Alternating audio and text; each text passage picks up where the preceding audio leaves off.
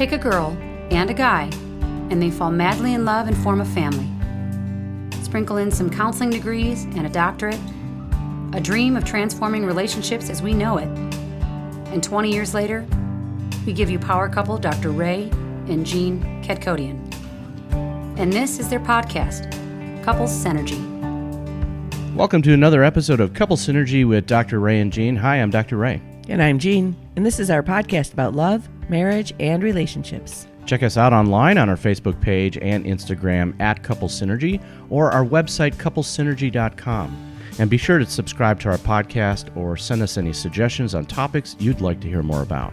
And now on to Couple Synergy, an in-depth look at love, marriage, and relationships, where we bring you our experience helping thousands of couples transform their relationships for nearly 20 years. You know, everyone says you should work on your relationship, but nobody teaches us how. So we've created this podcast to teach people what they can do to create the relationship they've always dreamed of with the partner they fell in love with.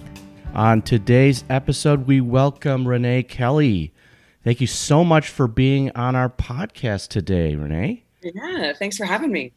And you are like a true entrepreneur. I that's really the only way I can describe it here. Very extensive background history here. And just so all of you know, she had a restaurant in Kansas, correct? Yes. Harvest. And then she was brought on to Top Chef as a contestant in season 13. Did I get that right? Oh, yeah. Lucky number 13. But since then, she has done a plethora of things. And we definitely want to, kind of touch on all of that, Renee. So maybe you can introduce yourself a little bit.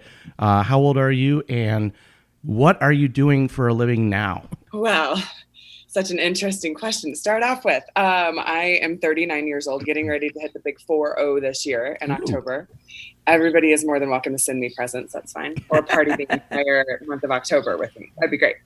And I am the owner and operator of Vi, which is a company that researches and develops products in the CBD sector specifically for females. So my main launch product is a sensual lubricant. All right. That kind of falls in line with all those couples out there that are listening to our podcast. So how do you get from being a chef to lubricant? It seems like a very, very far gap. I'm not going to lie to you. When I decided to close down my restaurant, I had a mentor who he's been my mentor for about 12 years, maybe going on 15, I can't remember. And he knew that I needed a different project to work on, just how my brain works. I'm very science oriented and I love to create. And he slid a jar of this yellow stuff across the table to me. And he goes, "Hey, I want you to figure this out. Like, go play with it and have fun with it." Sitting there going, like, do you want me to make brownies with it? Do you want me to put it on my skin? What do you want me to do? So I took it with me without any questions asked. And it was gross. It was gritty and grainy. And I knew it had cannabis in it. I'm like, I don't know what to do with it. So I brought it back to him. And he says, I go, "I don't know what this is all about. Could you please give me a little bit of insight?" And he just, "I wanted you to have sex with it."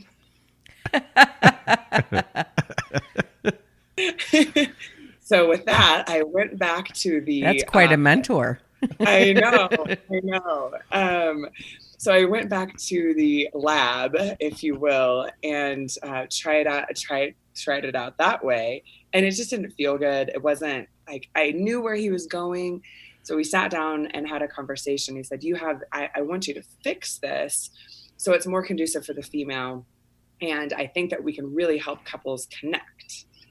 Like, that's really interesting. So it took me about 18 months to figure out the formula with no binders and starches and sugars, none of that stuff that other lubricants have.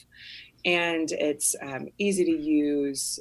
Just the whole thing, my entire chefy brain was on fire. I loved it. I absolutely loved it. So that is how I started my lubrication business. And then I did a whole bunch of marketing research. The entrepreneurial brain kicked in. I did a whole bunch of marketing research and saw what was out there. And the product that will be launched, hopefully this fall, is there's nothing like it on the market. Exciting. That is really exciting. Yeah. And so is this THC or is this CBD? So and what's the difference? So the one that we're going to launch is the CBD. That way we can spread across the entire nation. Later, I do have a business established in Colorado, and that will have some THC in it. So CBD, supposedly, it helps with pain and inflammation. We are unable to state any claims with that. But it doesn't give you any of the kind of hallucinations, that headiness that THC gives you. So THC always has a little bit of the CBD in it, and they work very, very well together. But the THC is like that relaxing, kind of that heady high, where you're not really kind of there. So that's the difference. The CBD side isn't technically a drug, and CBD is legal. Our product has, I think it's 0.03% THC, so it's legal across the entire nation. And then when we're in Colorado, it'll be legal in Colorado. So yeah. I think there's a lot of misunderstanding about CBD versus THC and the word cannabis. And from my understanding, under the umbrella of cannabis, you have CBD, the plant, and then you also have the THC plant, and they're really two different plants within under the species of cannabis. Is that correct? Absolutely. You said that very well. So the original, all of it is marijuana. So that's the umbrella. All of it is marijuana. And then, however, the farmers saved their seeds, going back to kind of that chef explanation. However, the farmers saved their seeds yielded either a higher THC content or a higher CBD content. I think it was way back in the 60s, I'm going to say 60s, is when these plants started showing up and being grown and harvested with super high amounts of THC. And so that's when that's when it was made illegal, and they didn't know what to do with it. And then they just capped it across the board where marijuana was illegal, period, done, end of story. Whereas the plants that have a higher CBD percentage, they're more of the healing factors. They are much more of a contribution to the whole body, and not really. They don't really have those not hallucinogenics, but the druggy effect. And all of our bodies have cannabinoid receptors. Every single human on the planet, and I do believe every animal, has cannabinoid receptors. So we were made to receive and process marijuana, which is very interesting. So it's just, if we were to compare it to alcohol, some people don't do really well on whiskey, right? Mm-hmm. And some people would prefer like a Pinot Grigio spritzer, like that's their tolerance. So that's how the whole scope of marijuana and the cannabis sector is. You just kind of got to know. I don't walk into a liquor store and get Mad Dog 2020. Right. I don't know too many people that do, really. Some people do for a specific reason, but it's kind of that way. Now, the interesting thing that it's becoming more legal is there are clinical trials that are being started in Colorado. So the USDA and the FDA are going to eventually acknowledge the health benefits of CBD and THC, which is awesome. Just awesome. Your sex organs are a part of your endocrine system. So it's a very different absorption. When the product is absorbed through the vaginal walls, you get more of the euphoria of what would be the THC high. Like it makes you almost more sensual. And it's awesome. Not to mention the lubrication is great. And then if you go to the CBD side, it is right there on contact for ladies who might have some dryness or some pain or discomfort, and also gives a little tiny bit of sensation. So it's like right there for you to enjoy. You use the words sensual, connection. You had said, you have found a way to combine food and sex, right? And Yeah. I was just wondering what your perspective was on that. That's a very interesting connection, and I think it binds us all in many different ways. Absolutely. Currently, I'm in a really super cool situation up in Wyoming, helping a friend out in the kitchen. And I haven't been in the kitchen for a very long time. But a lot of the staff has asked me, well, why do you like to cook? And hearing myself verbalize it, it's the same reasoning of why I created Vi. So when I explain why I like to cook, food is a language that has no barriers. It does not matter your race, it does not matter your religion, it does not matter your background. Everybody can sit at a table and eat food because it's a requirement. Let's look at the sex side of this. Our bodies are so receptive, and sex is part of the reason why we are here. And it is a language between one another. Same thing as sitting down with a person at a table. And food releases endorphins in your body. Sex releases beautiful endorphins in your body. And I have an overarching theory that if everybody ate really good food and had lots of orgasms, we would have world peace. I think you're right. I mean, like, why not? Especially in the female brain, because, we have babies, so we are bonding through feeding our babies and with the same body parts that we have sex with, right? So sex and food in the female brain run the same pathway. I love that even more. Mm-hmm. I love it. And, both are intimate experiences. If you choose to sit down to a meal with a person, that's an intimate experience. And if obviously to be intimate, you have to get intimate with your partner. So to me, it's a no-brainer. And I met somebody here recently who would like to do a cooking show about food and sex, just a platform where we can have those conversations, because nobody wants to talk about sex. Everybody wants to talk about food. Nobody wants to talk about sex. And it is really daunting to me, especially doing this new company and this research. Like, doesn't everybody have sex? And nobody's an expert at it. So why aren't you all talking about it? So I think that food is a really nice kind of gift box to wrap up the sex conversation in. It's very palatable, pun intended, completely.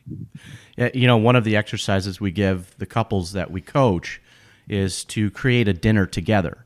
And many times in couples relationships, it can become a power struggle, and it can be a place of like harbored resentment, especially if one person is cooking most of the meals and they have different palates, and so it can become a way of this power struggle between the two. And so creating this dinner together, we are helping facilitate this cooperation between the two of them and intimacy, right?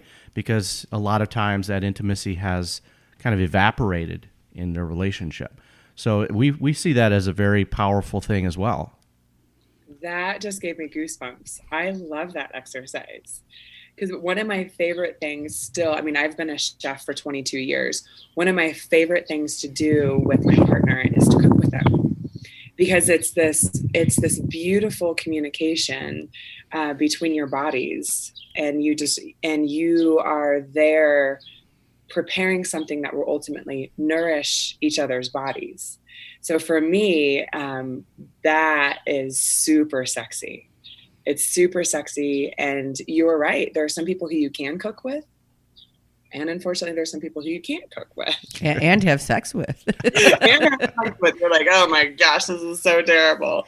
But I never thought about that being a kind of a power struggle. Yeah. The brain has developed over a period of time.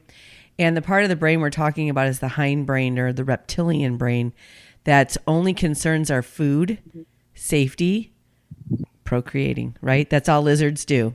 When we get to be mammals, we do a little bit more. And so there's a lot of trauma for a lot of women, probably men too, but specifically I'm thinking about women because for women, when we are in a long-term intimate relationship, our bodies start to shut down. And we can't tell you how many couples we've worked with, they're not having sex. And some women are even frozen.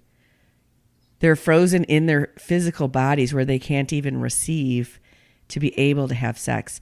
And I think this product you're making would be something that would facilitate that kind of thing because, we know a couple right now and she's going to like a physical therapist to try to open herself back up because she's so locked down.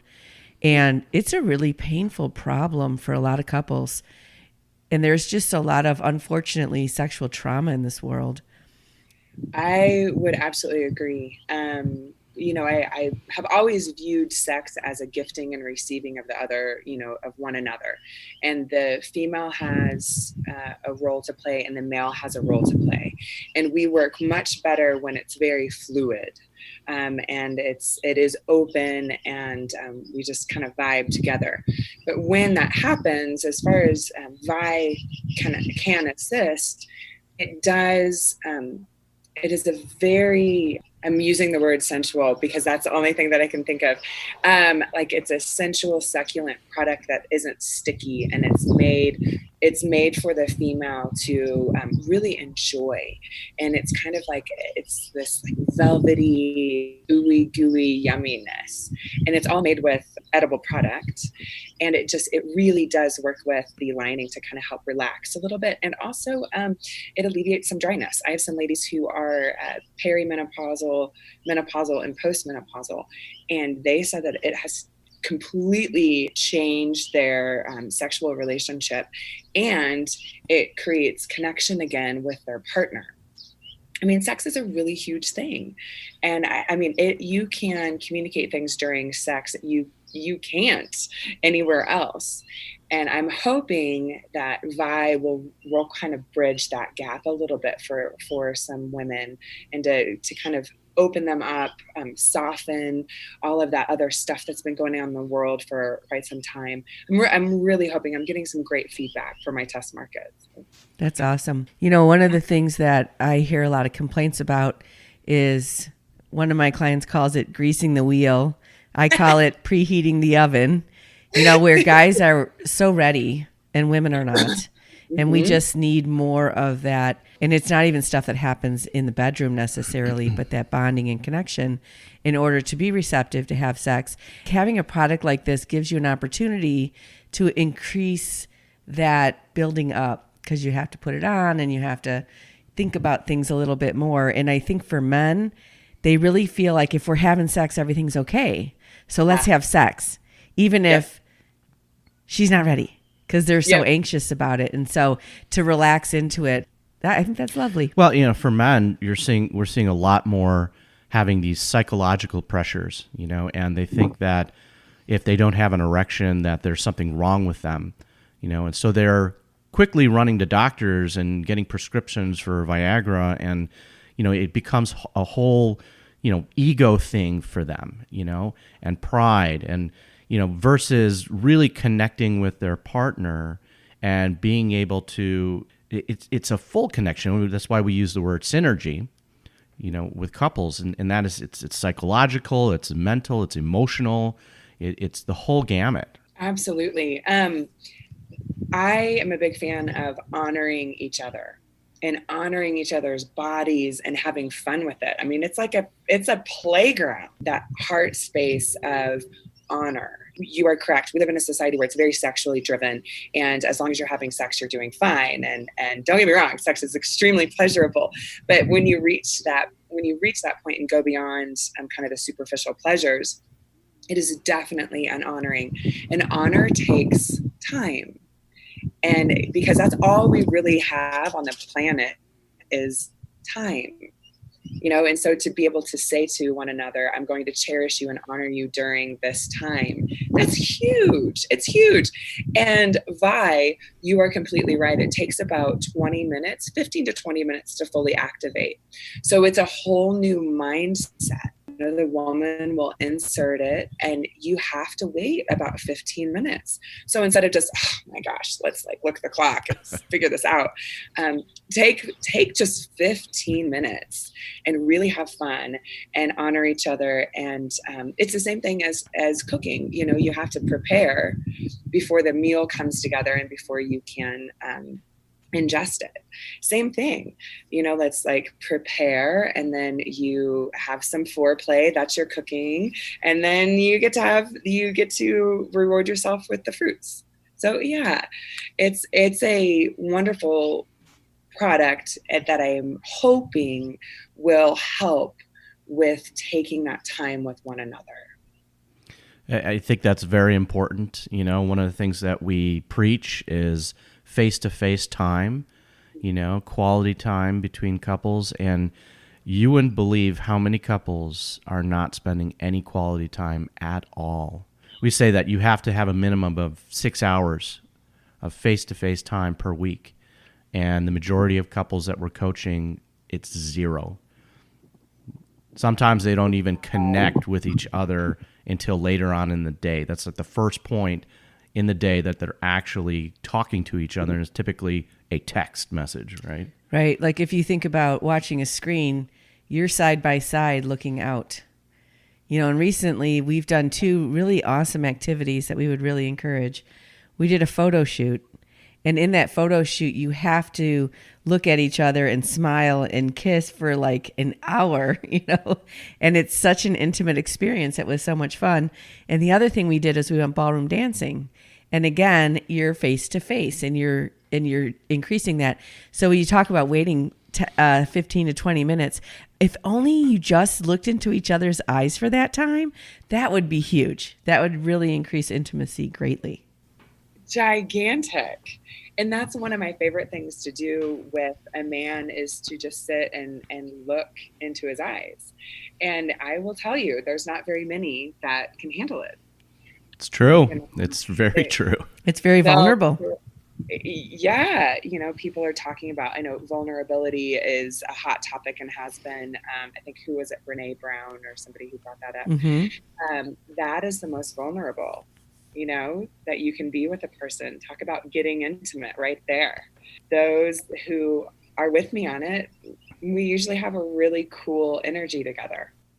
It's interesting because people have to coach people. If you go on a job interview, look into their eyes and shake their hand, we've lost that, and I think when we were more screen free and doing more things like sitting around a dinner table and interacting with our neighbors and our communities, our parents would teach us, when you meet someone, look them in the eye, shake their hand, say hello, say thank you, say please. And we've lost a lot of that. And it erodes something in our humanity to not connect with other human beings. We went out to dinner last night, and it's really cool Japanese fusion restaurant in Barrington, and the menus are on your phone now. Because of COVID. They don't want to have these menus that they have to clean all the time. So you have to scan your little QR code, and then everyone at their tables are sitting there looking at their phones. It's encouraging that. It's encouraging that, lack of eye contact and connection over a meal. And a conversation. Yeah. Oh, it's the most annoying thing ever for me. I think that happened to me once. And it was probably the worst service that I've ever had also. Because, what are they there? They're order takers and food deliverers now. The servers no longer have that connection either. I mean, everything is so disconnected and separated. And I have interviewed some young kids. I say young kids, probably millennial generation, that they don't know what to do when they have sex. Yeah. They just hook up. Because they're learning about it through pornography and not from another human being. Yeah. they don't know that it is an intimate experience and that it is an exchange of energy and that it can be so healing. They just know that okay, well, this kind of feels good. Okay, fine. And I'm supposed to be doing it. So, okay, fine.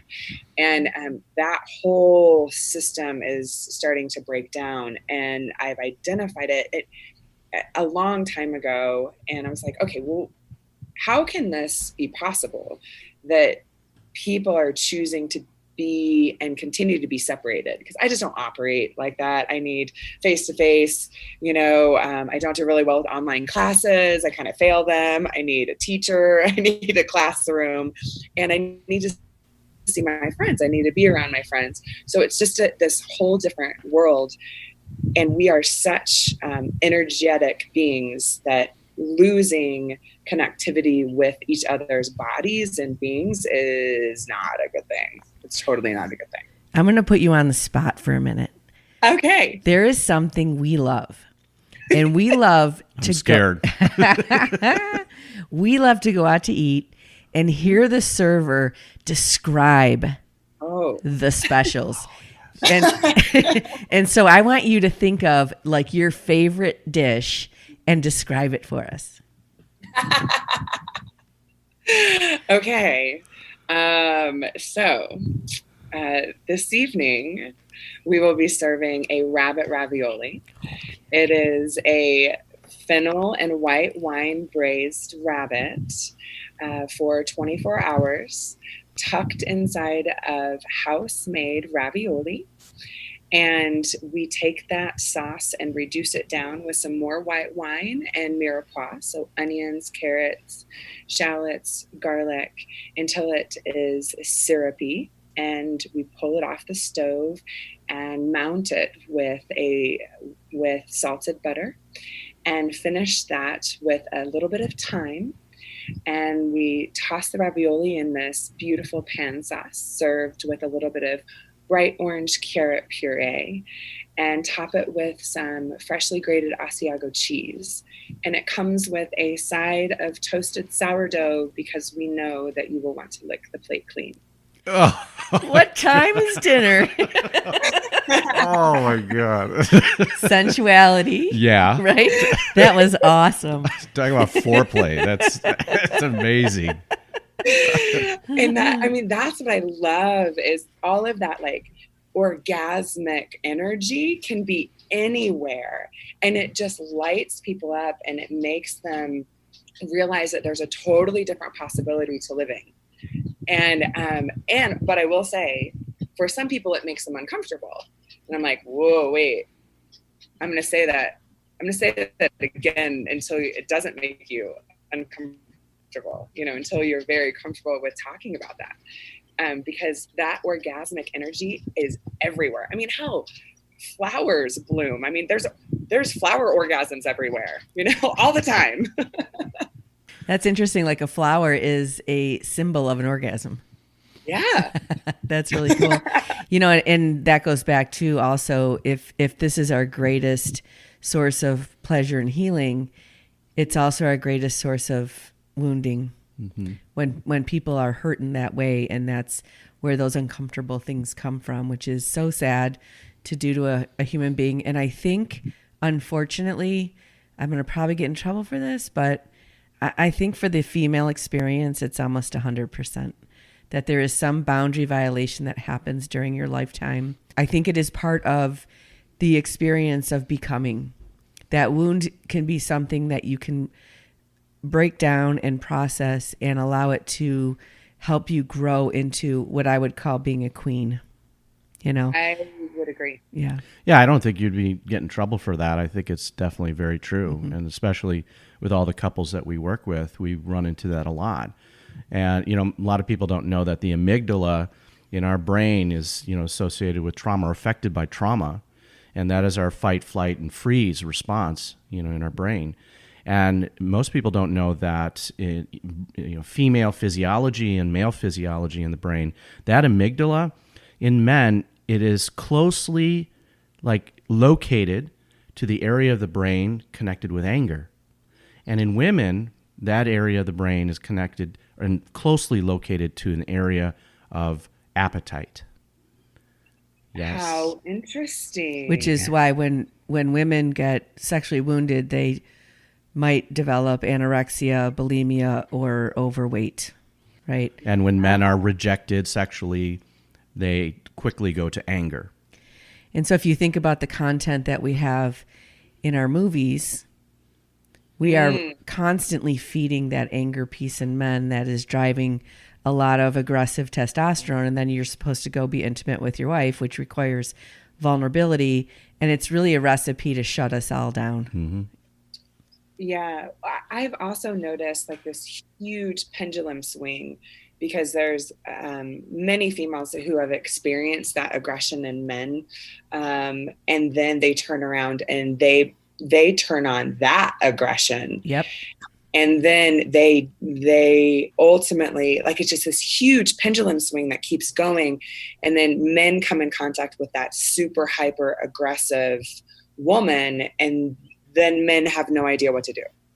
Yeah, and you especially in the younger generation. Yes. Yeah. Yeah, and it's just kind of like, what is going on?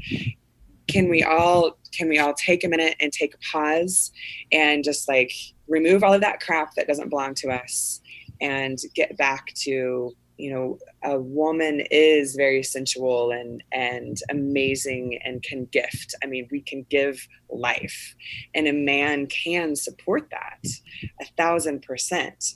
And we do heal each other's bodies. And that whole thing has been forgotten. Yeah. I mean, what would you think? 2-3 generations, even longer? Yeah.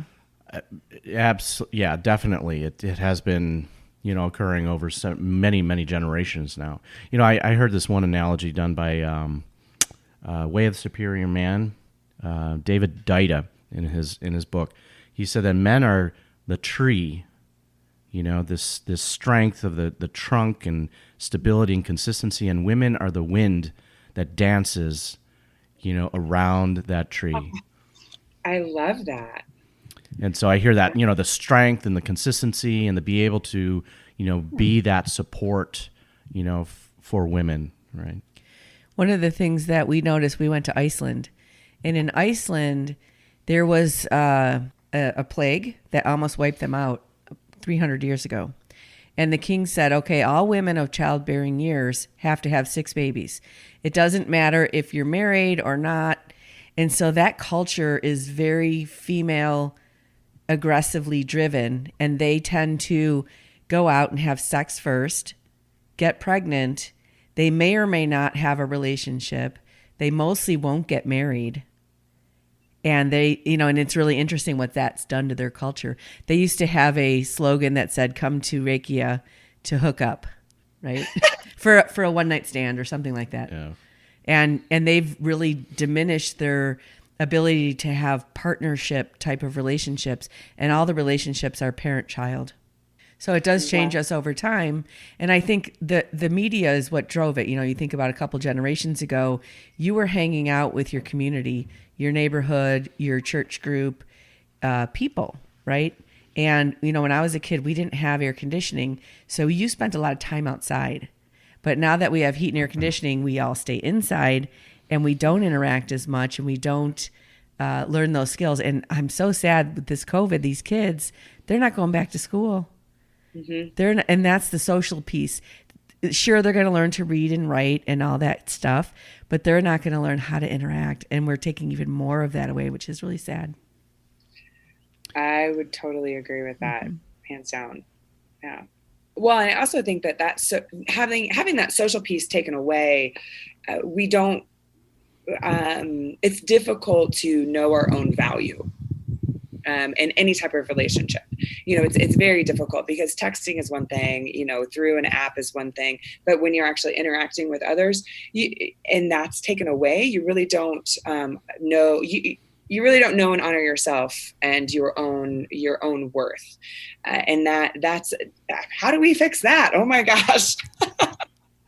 You know, there's a whole bunch of things going on right now that I think will shift the society and social aspects of being a human. And how do we find that center of that pendulum and like stay steady and strong with, it is important to have human interaction. Sex is wonderful and sex is beautiful. Having a relationship is even more wonderful and more beautiful, to counteract what's going on either side of that pendulum. It sounds so simple, connecting with your partner, via sensuality and sex and having a meal together and cooking together. But it is so systemic in our society right now that it is lacking, and couples are not connecting at all. Yeah, I think that couples are, they just got married because somebody told them that you were supposed to get married. And then after that, you were supposed to have babies. It's just kind of been this like, da, da, da, da, da, da, da, da. And I have had some couples tell me that they can't stand each other, and they realized it during COVID. And they're like, I don't know, like I would much rather be halfway across the world and then be with this human for another time. I'm like, whoo, that's interesting. Wow. Well, for those couples, the majority of their interaction has been, fleeting, and they typically live like parallel lives. I'm going to do my thing, you do your thing, and live like roommates. And so COVID forced them to really interact and be in the same space together. And it truly put a spotlight on what their relationship is and what it isn't. Yeah. It really is a skill. And, I would say this as a hope for people out there is that you can learn how to be better at, and we know communication breaks down within the individual. It'll certainly break down within the relationship if it's broken down within the person. And we are socialized, domesticated, raised, however you want to say it, to not trust ourselves and to not know ourselves. And this idea that we're reflecting to each other, and you can't really reflect through text or, digital means as well.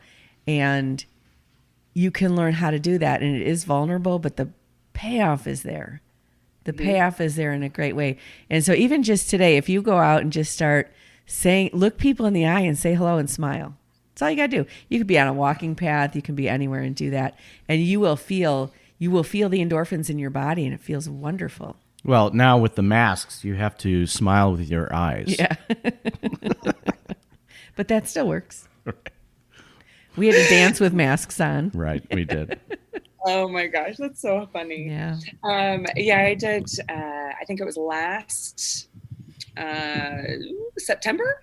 I think I went to Vegas, and I was like, we're going to do a soft launch for the product, and we're going to see what the people on the streets of Vegas think about the product. And it was awfully amazing, because I thought, we're in Vegas. It's like sex and gambling and, everything stays in Vegas and blah, blah, blah. The average pedestrian did not want to make eye contact with me at all. Did not like, no, what, sex? No, I don't do that. Don't like, nope, get away from me. Like, I'm not going to sit here and talk about sex. Now, if ladies were in a group together, they would be curious. But if a woman and a man, like if there were couples on the street together, the woman would like turn around and go the other way. And then usually one of the men of, like, let's say there are three couples, one of them would turn around and be like, wait, tell me more. What's going on? And I thought that was really interesting. Men would immediately come up to me and be like, tell me what this is, because I think that we need it. And I never saw that coming at all. That whole week of reaction made me change our entire sales model, our entire how we are going to speak to women, how we're going to speak to couples. It made me change all of it. And I just found it really, really interesting that women, when they were with their husband, boyfriend, did not want to talk about it. I would say I'm putting myself in that position, and especially in a place like Vegas where it's not intimate sexuality that's out there. It's this craziness, where you do feel more guarded and more like, I think women are just such natural givers and nurturers that it feels to me like if I had seen you, I'd feel like, So there's one more thing you want me to give. Do you know what I'm saying? I wouldn't think like, oh, this is for me and someone's going to care about my pleasure and my experience. I would feel like, oh, here's one more thing that I have to give. And exactly. Mm-hmm.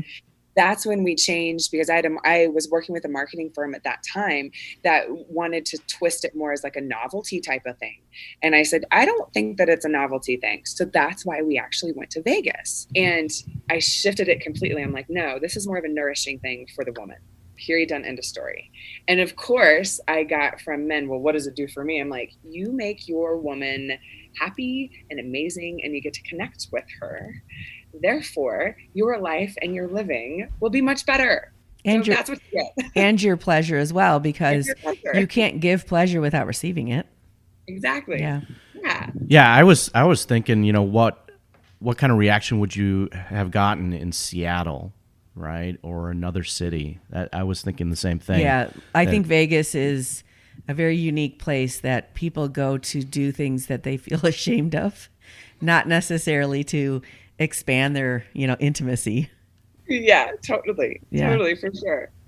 It was a fun experiment because from then I really got rooted and grounded in the connectivity between two people. Mm-hmm. There's going to be some people who buy it for, novelty purposes, but I do believe that that's only now going to be a small amount because it does,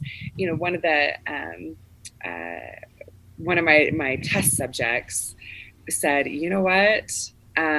We talked during intimacy. It was a very lengthy, long experience, and we talked the entire time. It was, I like this, I don't like that, and connected on a level that they hadn't been able to connect with before.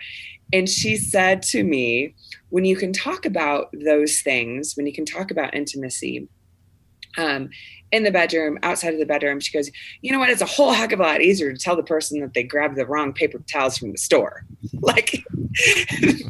That for some reason is not really an issue. You can be like, I like Brawny, not Bounty. Okay.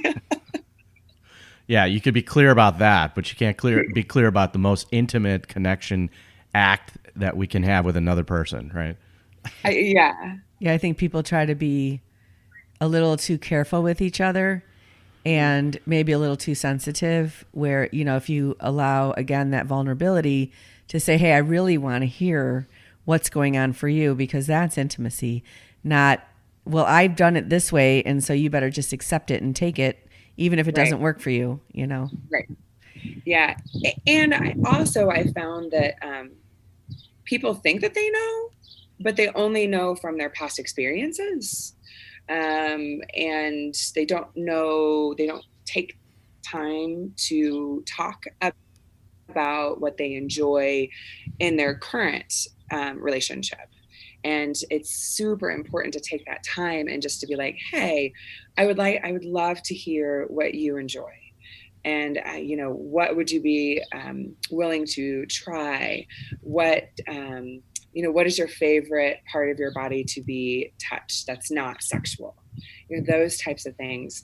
My favorite, my ultimate favorite is when my man will put his hand on the small of my back, just anytime. It's nothing. It could be in the kitchen. It could be out in public, just like that tiny, it's that tree, it's that tree feeling where you just feel like connected and rooted and grounded. Which is what you do when you're dancing. Right? Yes, it is. That's interesting. And I think that part of our body, do you know the term lordose? No, tell me more. Lordose is a term they use for animals when they get in the position to have sex. The female presents herself to have sex with the male animal, like mice and stuff like that. And that pushing on that part of your back does that for women. It puts you in that position. So I think that is a very sensual, intimate thing. And why it happens in dancing as well.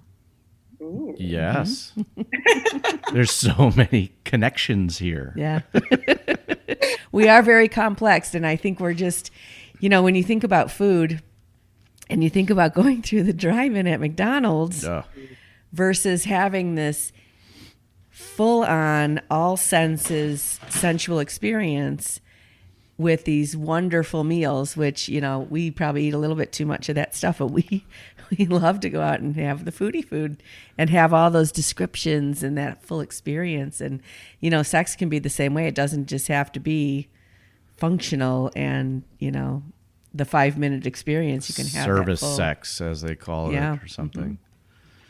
Yeah, and even if you think about your experience with food, when you walk into a restaurant, when you walk into a home and food has been cooking all day, so like there's a pot roast on, you know, in the crock pot. When you arrive and open up that door, you immediately are like, oh, yes. Yeah. And your digestive juices start to kind of formulate in your mouth, and you're just, you know what's coming next, and you get so excited about it. And all of a sudden, all of that stuff that you needed to do kind of gets put on the back burner because you're like, no, my body really wants this. I'm going to enjoy this. What else can I do to be a part of it? And that's kind of the same way with sex for me, is even that initial eye contact with my man is just kind of okay. And then it doesn't have to happen right then, you know, like let's, you know, keep this going. And that is, it's so sensual. And that's the ignition for that connection to begin. And I'm hoping that it all will, you know, I'm hoping that my new show will have that flow as well, and kind of bring people together and reconnect people. And then everybody will be having great food and great orgasms. I just had a vision when you said that of like being in a grocery store and picking up an onion or a tomato and thinking the whole process of how that's going to end up being on a plate somewhere, right? Yes. So here's the eye contact, right? And the full culmination of that, but like taking something from the beginning and creating an amazing experience. Yes. We haven't had brunch yet. I'm like really hungry right now. Oh my gosh, it's funny. Well, and even I've kind of been pegged for this super sexy chef, but just by the way that I talk about food and like bringing that sensuality to the table. So even up here in Wyoming for brunch, you're going to love this.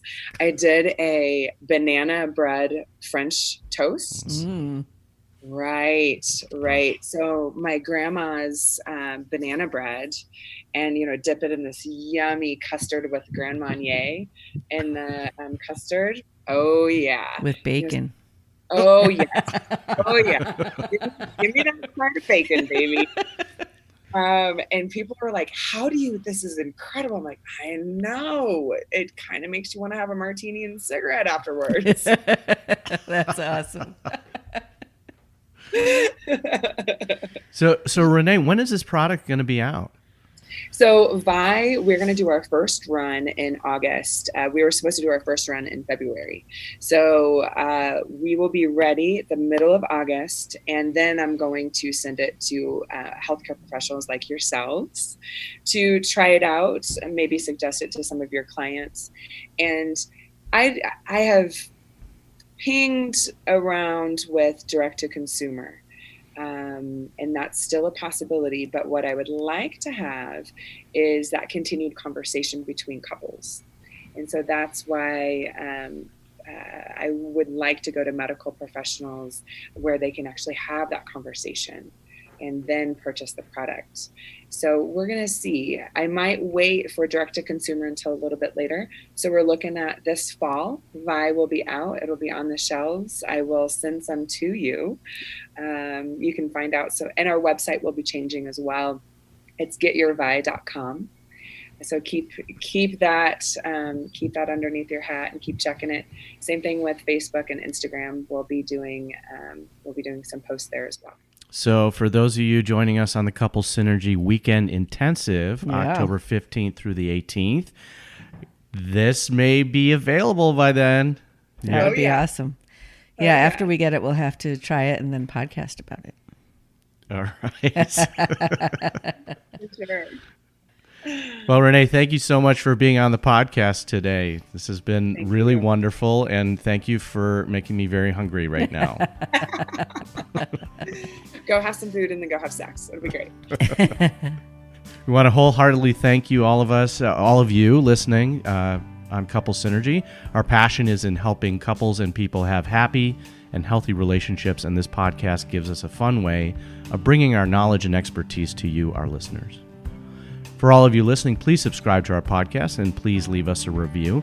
If you have any questions, comments, or topic suggestions, please email us at contact@couplesynergy.com.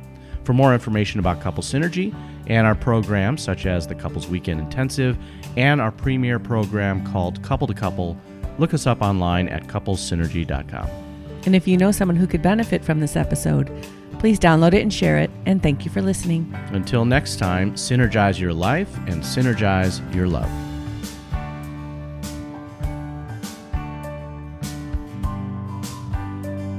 You have been listening to Couple Synergy with Dr. Ray and Jean Ketkodian.